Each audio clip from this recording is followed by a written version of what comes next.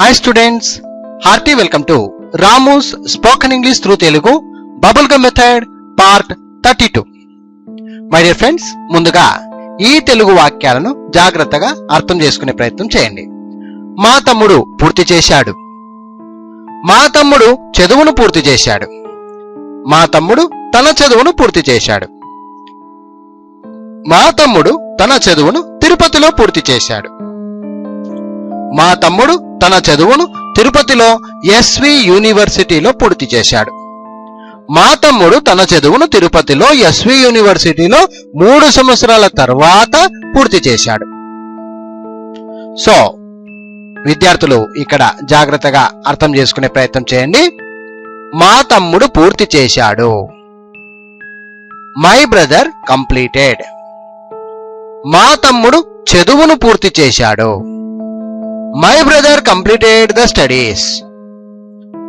మా తమ్ముడు తన చదువును పూర్తి చేశాడు.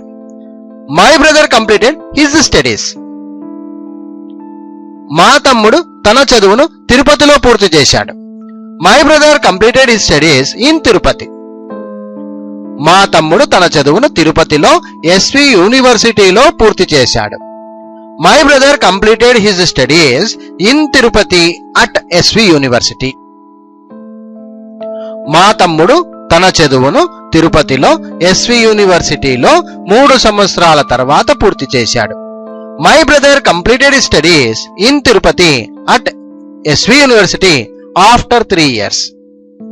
సో విద్యార్థులు మరొకసారి జాగ్రత్తగా చూడండి. మా తమ్ముడు పూర్తి చేశాడు. My brother completed. ఏం పూర్తి చేశాడు? చదువును. My brother completed the studies. ఎవరి చదువును? మా తమ్ముడు తన చదువును పూర్తి చేశాడు.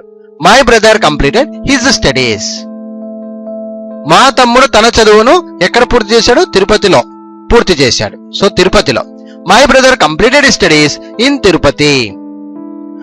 మా తమ్ముడు తన చదువును తిరుపతిలో ఎస్వి యూనివర్సిటీలో పూర్తి చేశాడు. ఏ యూనివర్సిటీలో?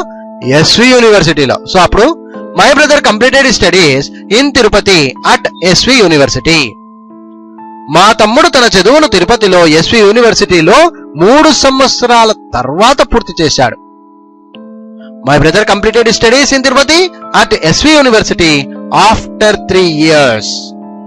సో ఈ విధంగా చక్కగా అర్థం చేసుకొని మీరు కూడా ఇదే కాదండి, ఏదైనా సరే మీకు నచ్చినటువంటి పదాలను తీసుకొని ఒక వాక్యంగా, ఆ వాక్యాన్ని మధ్యలో మీకు ఇష్టం వచ్చినటువంటి పదాలను జోడిస్తూ 1 తర్వాత 2, 2 తర్వాత 3 అని ఈ విధంగా ఒక చిన్న వాక్యాన్ని పెద్ద స్థాయిలో పెద్ద వాక్యంగా మలిచి దాన్ని ఇంగ్లీష్లో మాట్లాడగలిగిన టాలెంట్ పొందవచ్చు. సో ఈ బబుల్ గమ్ మెథడ్ మీకు ఎంతగానో ఉపయోగిస్తుందని ఆశిస్తున్నాం. Thank you very much. Please practice. Bye.